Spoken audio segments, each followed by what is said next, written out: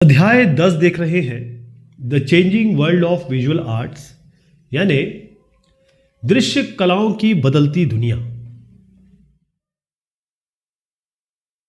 जो court artist थे, यानी कि राजा के रूलर्स के दरबारों में जो कलाकार काम करते थे, उनका क्या हुआ, किस तरीके से इंपीरियल आर्ट या ये कहें कि जो शाही कला थी या कॉलोनियल कला थी, उसकी नई शैलियाँ आई, नए ट्रेडिशन आए, नए टेक्निक्स आए, उसका क्या असर पड़ा उन लोगों पे, उन कलाकारों पे, उन आर्टिस्ट पे जो राजा के दरबार में काम किया करते थे। इसमें एक शब्द आने वाला है म्यूरल। म्यूरल का मतलब होता है वॉल पेंटिंग, यानी जैसे ये दीवार है आपके घर की, इस पे पेंटिंग की जाए, इसे म्यूरल पेंटिंग कहते हैं। आपको याद होगा हमने टीपू सुल्तान साहब के बारे में बात की थी, उसके पहले हैदर अली साहब थे। अब टीपू सुल्तान साहब ने कई लड़ाइयाँ लड़ी, 4 लड़ाइयाँ लड़ी ब्रिटिशर्स के खिलाफ, क्योंकि ब्रिटिशर्स के बहुत खिलाफ थे, वो उनके राज के खिलाफ थे। लेकिन चौथी लड़ाई में जो युद्ध का मैदान है, वहाँ पर टीपू को मार दिया गया। तो टीपू केवल ब्रिटिशर्स से युद्ध स्थल पर लड़ाई नहीं कर रहे थे, ये बैटल फील्ड पे केवल नहीं लड़ रहे थे, बल्कि टीपू सुल्तान कल्चरल फ्रंट पे भी, सांस्कृतिक फ्रंट पे भी ब्रिटिशर्स से लड़ रहे थे। वो बड़े खिलाफ थे जो ब्रिटिश या वेस्टर्न कल्चर लेके आए थे, पाश्चात्य चीज़ें लेके आए थे। वो ये चाहते थे या उन्होंने प्रोत्साहित किया किन लोगों को, लोकल ट्रेडिशन को, यानी कि जो स्थानीय कलाकारी है, स्थानीय कला है, उसको आगे बढ़ाया। अगर आप देखेंगे कि उनका जो पाटम या श्रीरंगपट्टनम का जो किला है, पैलेस है, टीपू का किला, वहाँ पर म्यूरल पेंटिंग है, यानी कि दीवारों पे पेंटिंग है। और वो जो दीवारों पे पेंटिंग है वो किसने की है, वो लोकल आर्टिस्ट ने की है, यानी स्थानीय कलाकारों के, जो मैसूर के स्थानीय कलाकार थे या आसपास के स्थानीय कलाकार थे, उन्होंने की है। ओके, अब यहाँ पर एक मैं आपको चित्र दिखा रहा हूँ। एक बहुत फेमस युद्ध हुआ था, वो युद्ध हुआ था पोलीलूर का। पोलीलूर भी एक जगह है, मैसूर के पास ही है, और 1780 की बात मैं कर रहा हूँ। यहाँ पर टीपू और उनके पिताजी हैदर अली, इन्होंने अंग्रेज़ों को हराया था। मैंने जैसे कहा काफ़ी लड़ाइयाँ हुई थी, एंग्लो मैसूरियन वॉर हुए थे, तो इन्होंने इनको हराया था। और उसका चित्रण अगर आप देखें, पहले मैं आपको पोलीलूर का एक चित्रण दिखा देता हूँ। ये बैटल जो हुई थी, पोलीलूर में लड़ाई हुई थी, और ये एक उसका स्तंभ है। और यहाँ ये जो चित्र आप देख रहे हैं, यही चित्र मैं बता रहा हूँ कि ये म्यूरल पेंटिंग है, यानी दीवारों में पेंटिंग की है। और जो दरिया दौलत किला है, दरिया दौलत किला सेरिंगपाटम में टीपू सुल्तान का, और यहाँ हैदर अली की जीत हुई थी, अंग्रेज़ी आर्मी से वो जीते थे, और पोलीलूर में लड़ाई हुई थी, और 1780 की लड़ाई है, उसका चित्रण है ये। इसके अलावा ये तो बात होगी टीपू सुल्तान साहब की। अब हम आते हैं ज़रा कलकत्ता या बंगाल की तरफ। तो जो मुर्शिदाबाद था, आपको पता है मुर्शीद कुली खान ने मुर्शिदाबाद का नाम रखा, बंगाल की राजधानी बनाया। तो मुर्शिदाबाद, या कहें आप बंगाल की ही बात समझ लें, यहाँ पर थोड़ा ट्रेंड अलग था।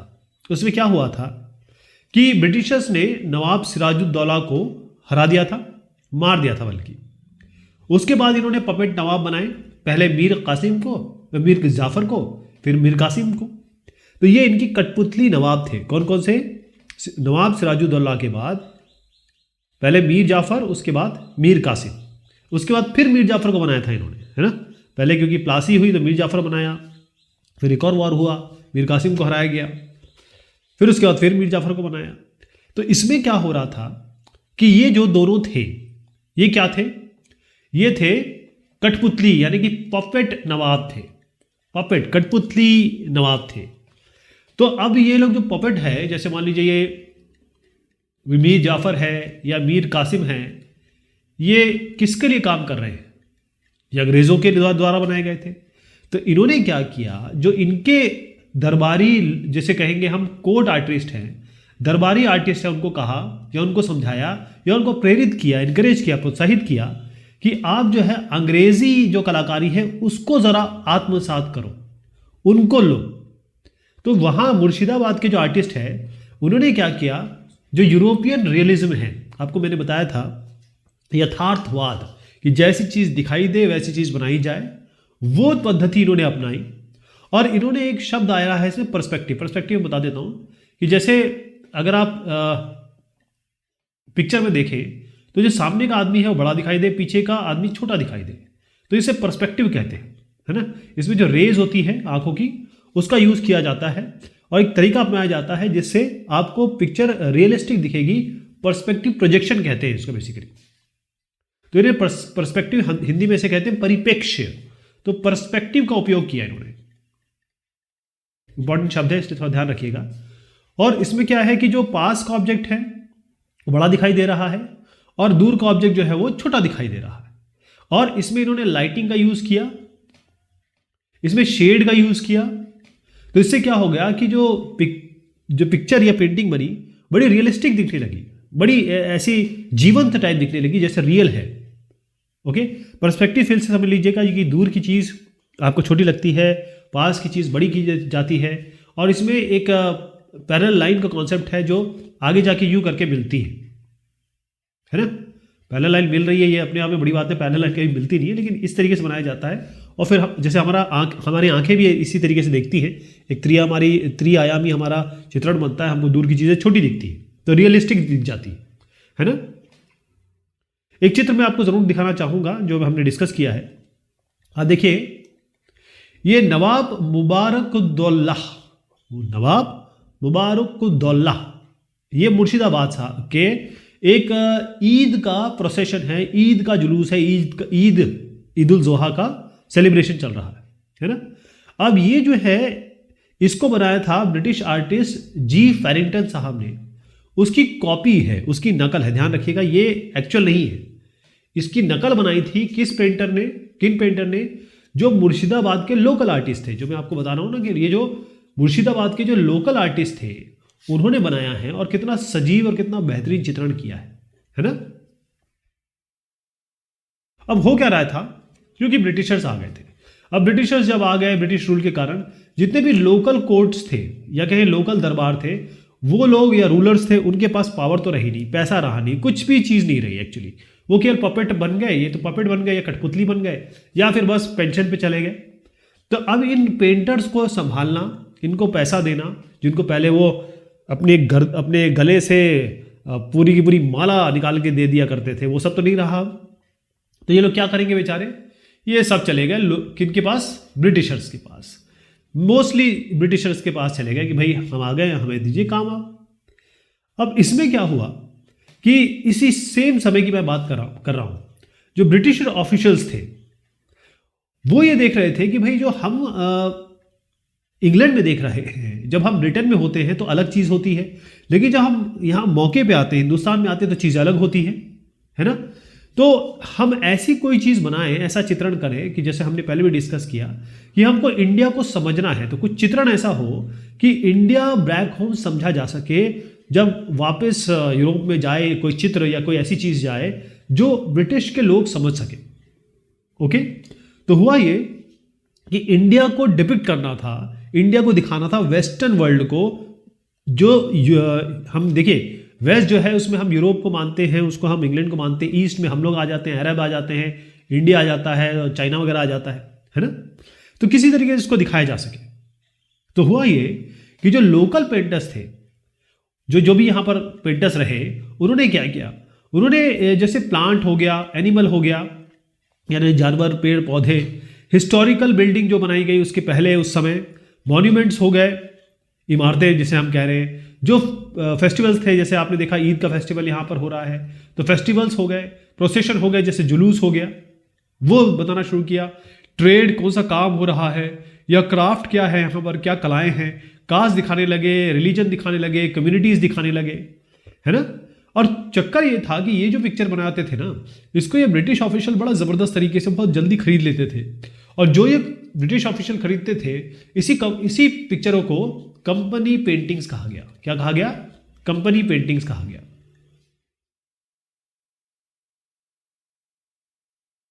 अब न्यू पॉपुलर इंडियन आर्ट, इसका क्या तात्पर्य है? आप देखेंगे कि मैं 2 पिक्चरों को यहाँ आपको इस पर चर्चा भी करेंगे। तो 19वीं शताब्दी की मैं बात कर रहा हूँ। एक नया आर्ट या नई कला यहाँ पर आई, कई सिटीज़ में, कई शहरों में हिंदुस्तान के डेवलप हुई। अब आप देखेंगे कि जो बंगाल है, बहुत ध्यान से समझिएगा, है ना, बंगाल, यहाँ पर कालीघाट एक जगह है, बहुत फेमस जगह है, और यहाँ पर टेम्पल है, ठीक। अब ये जो कालीघाट है, temple of Kalighat local village, इसमें स्क्रोल पेंटर्स थे, मैं बताता हूं स्क्रोल पेंटर्स क्या होते हैं। तो स्क्रोल पेंटर्स थे जिसे हम कहते हैं खर्रा चित्रकार, इनको कहा जाता था, जो स्क्रोल पेंटर्स है उनको कहा जाता था पटुआस। और एक तो खर्रा चित्रकार होगा, और जो पॉटर्स हैं, पॉटर्स कौन से होते हैं, कुम्हार, जो मिट्टी का काम करते हैं, मिट्टी से बर्तन बनाते हैं। तो इनको अगर ईस्टर्न इंडिया में देखा जाए तो कुमाऊर्स कहा जाता है, और अगर हम नॉर्थ इंडिया में कहें, उत्तर भारत में देखें, तो इनको कुम्हार कहा जाता है। एक ही बात है, नाम चेंज हो गया, काम ये मिट्टी का ही करते हैं, है ना, उस जमाने में। अब यहां पर एक नया स्टाइल आया। नया स्टाइल क्या आया? हुआ ये कि ये लोग अपने गांवों से, जो आसपास के गांव थे कलकत्ता के, वहां से they move from the surrounding village into Calcutta. ये जो आसपास के गांव से ये गए कलकत्ता। कहां गए? कलकत्ता। अब कलकत्ता में आए। कलकत्ता जो था वो इस जमाने में, देखिए आपको ब्रिटिश की राजधानी क्या थी, कलकत्ता ही तो थी।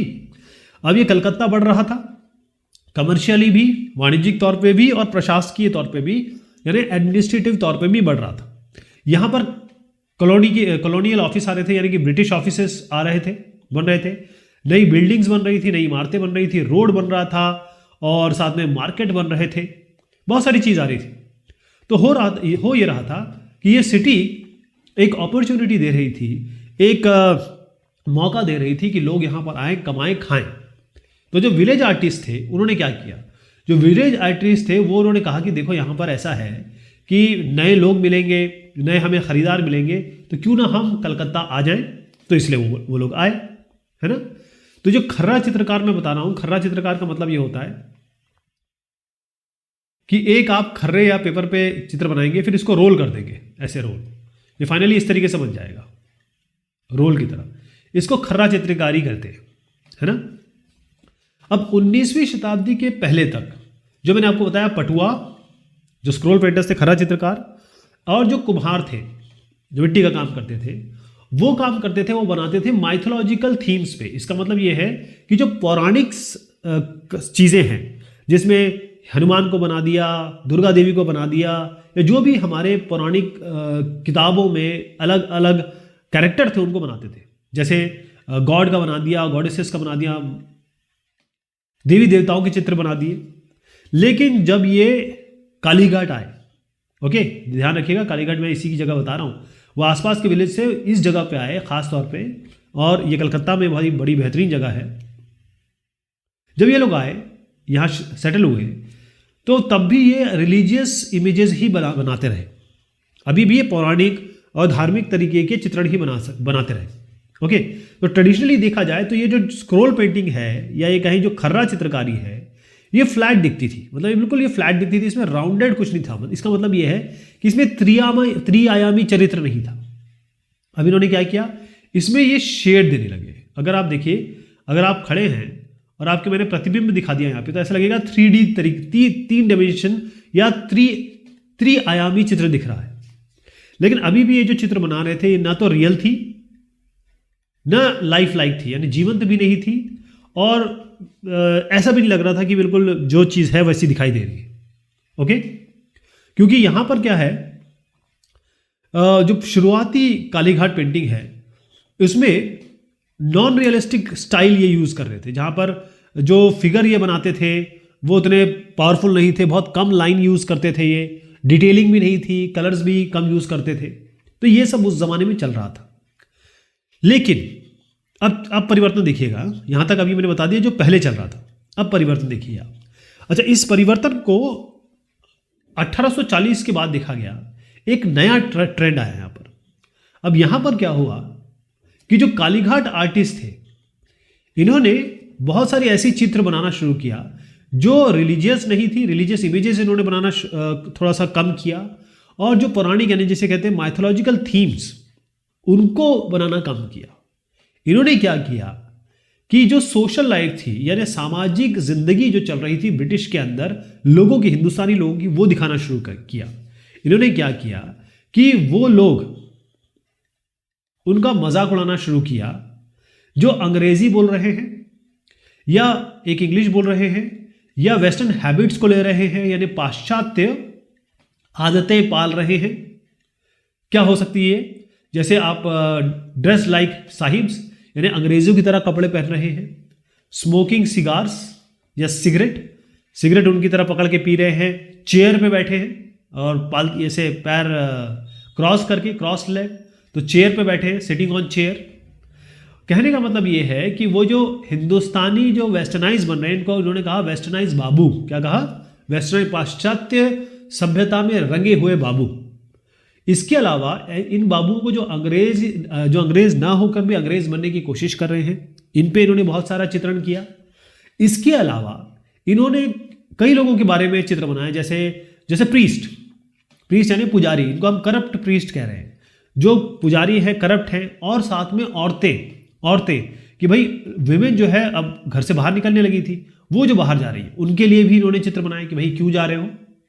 कहने का मतलब ये है कि वो लोग, ऐसे लोग जो ब्रिटिश के खिलाफ थे और ब्रिटिश की सभ्यताओं के खिलाफ थे, या फिर जो वेस्टर्न कल्चर आ रहा था उसके खिलाफ थे, उसके चित्रण इन लोगों ने बनाए।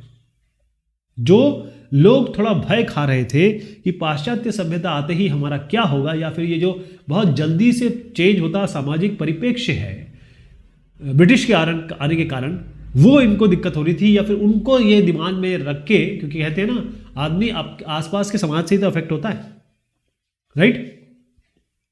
अब मैं आपको जरा ये दो चित्र दिखा दूं, इससे आपको समझ में आएगा। ये लड़ाई दिखाई गई है हनुमान जी में और जम्मुअन और हनुमान में। ये कालीघाट पेंटिंग है। अब देखिए, है तो पौराणिक ही, माइथोलॉजिकली तो है, क्योंकि दोनों कैरेक्टर जो हैं वो हमारे पास से एंशिएंट से आते हैं, लेकिन है कालीघाट पेंटिंग ही है। लेकिन थोड़ा सा आप देखिएगा, यहां पर इन्होंने जूते पहने हुए हैं, है ना, फुटवेयर पहने हुए हैं। हनुमान तो जूता नहीं पहनते थे, लेकिन फिर भी दिखाया गया। यहां पर एक चित्र और देखिएगा, ये जो कंपनी पेंटिंग मैंने आपको बताई थी अभी थोड़ी देर पहले, यहां पर बैकग्राउंड में कुछ भी नहीं है, देख रहे हैं आप, पीछे कुछ भी नहीं है। केवल ये दिखाया गया है कि हिंदुस्तान का कल्चर क्या था, हिंदुस्तान के लोग कैसे थे। तो यहां पर कपल दिखाए गए, ये हस्बैंड वाइफ, है ना। तो ये अलग अलग रिलीजियस सेक्ट से आते हुए, अलग अलग जो धार्मिक मान्यता को मानते हुए या कि कास्ट क्रीड सिस्टम को मानते हुए, तंजौर रीजन है, तंजावुर, आपको याद होगा, तो तंजौर रीजन के 3 लोगों को यहां पर दिखाया गया है। आप देखेंगे पीछे कुछ भी नहीं है, केवल इन्हीं को डिपेक्ट किया गया है।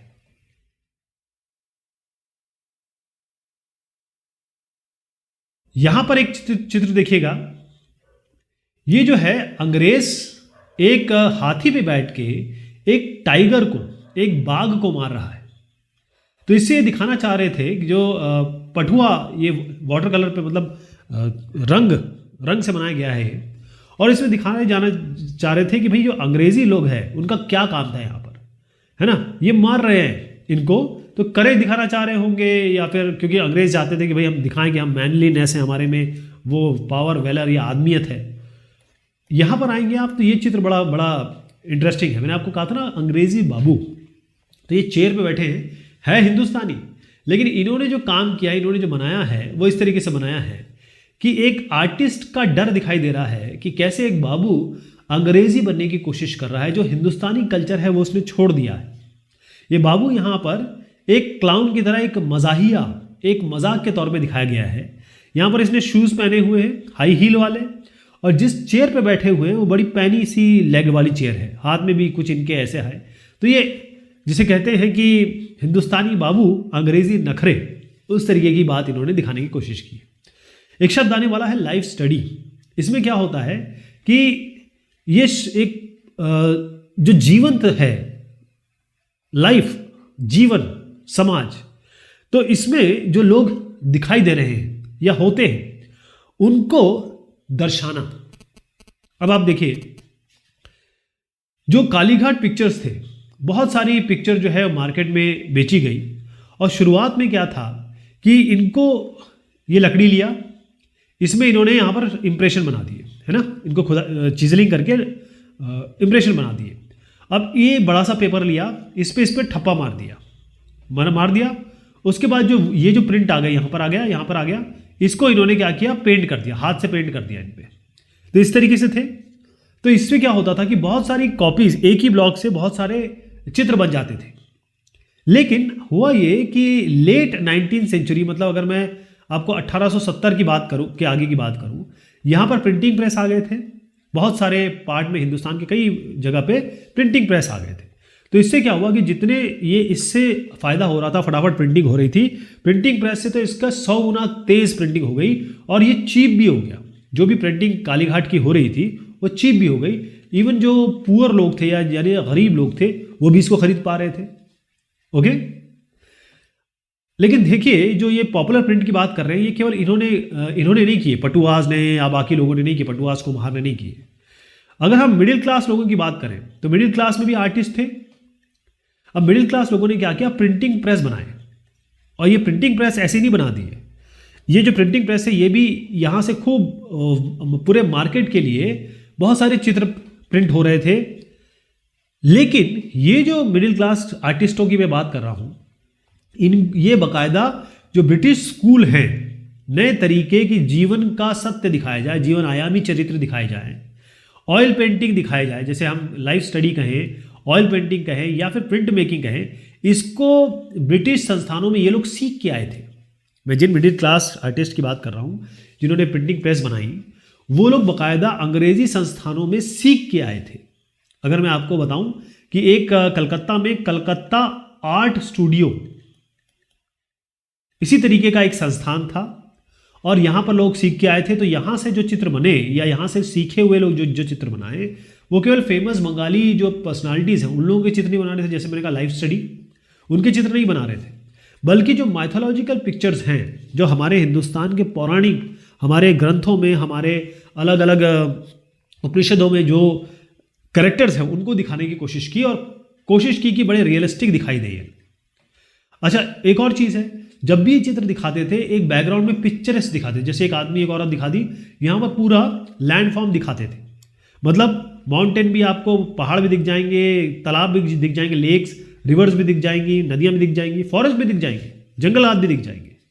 ओके। तो इस तरीके के चित्र भी जो मिडिल क्लास आर्टिस्ट है उन्होंने बनाने शुरू किए। अब थोड़ा नया ट्रेंड देखिएगा, पहले मैं आपको चित्र दिखाऊं, आपको समझ में आ जाएगा कि कितना ये माइथोलॉजिकल सीन जो मैं आपको दिखा रहा हूं, इसमें नल और दमयंती का चित्र है, नल और दमयंती। तो कलकत्ता आर्ट स्टूडियो, जो अभी मैंने आपसे बात की 1878 से 1880 की बात मैं कर रहा हूं, वहां पर ये पिक्चर बनाई और उसके पीछे पूरा इन्होंने जो मैंने कहा कि सारा रियलिज्म दिया, लैंडस्केप दिखाया, भूदृश्य दिखाया। इसमें पेड़ भी है, इसमें आप देखेंगे ज़मीन भी है, बहुत अच्छी तरीके से चित्रण किया गया इसका। एक यहाँ पर चित्र देखिएगा, इसमें देवी देवता माइथोलॉजिकल पिक्चर जैसे उन्होंने कहा वो भी बनाई गई।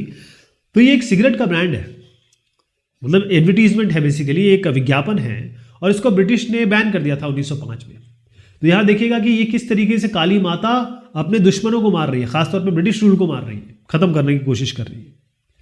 और अगर आपको थोड़ा सा और मैं आगे ले जाऊं, तो जैसे ही पिक्चर्स आगे बढ़ी तो हर एक पिक्चर में नेशनलिज्म आने लगी, यानी राष्ट्रवाद, नेशनलिज्म, राष्ट्रवाद की बातें होने लगी। इसमें हर एक चित्र में नेशनल मैसेजेस आने लगे, क्योंकि नेशनल मूवमेंट बहुत आगे बढ़ गया था उस जमाने में, बिल्कुल परवान चढ़ रहा था। और आप बहुत सारे चित्र देखेंगे जिसमें भारत माता आप देखेंगे, इनको भारत माता मतलब हिंदुस्तान की देवी के रूप में दिखाया गया है। और ये जो उस जमाने में नेशनल फ्लैग था वो दिखाया गया है। और बहुत सारे जो हीरोज उस जमाने में थे, जितने भी हमारे बहुत ज़बरदस्त नेशनल मूवमेंट के फ्लैगशिप बेरर रहे, जो आगे बढ़ के जिन्होंने काम किया, कई बार उनको दिखाया गया, शीश नवाते हुए दिखाया गया या अपना गला माता की तरफ भेंट कर रहे हैं। और कई बार ये जो माता है ये अंग्रेज़ों का वध कर रही है, ये भी दिखाया गया। तो इस चित्र में देखिएगा कि यहाँ पर कौन कौन दिख रहा है आपको, बहादुर शास्त्री, वल्लभ पंत, यहाँ पर देखिए रविंद्रनाथ टैगोर साहब भी दिख रहे हैं, यहाँ पर आपको गांधी जी भी दिख रहे हैं। तो जितने भी आप नाम जानते हैं, सुभाष चंद्र बोस भी दिख रहे हैं, सब लोग यहाँ पर आपको दिखाई दे रहे हैं। तो इस तरीके के ये भारत माता का बड़ा पॉपुलर चित्र था, उस जमाने में हुआ करता था। केवल चित्र ही नहीं, फोटोग्राफी भी हुई, लेकिन इसकी चर्चा हम करेंगे अगली बार। ओके, तब तक के शुक्रिया, मेहरबानी आप सभी की।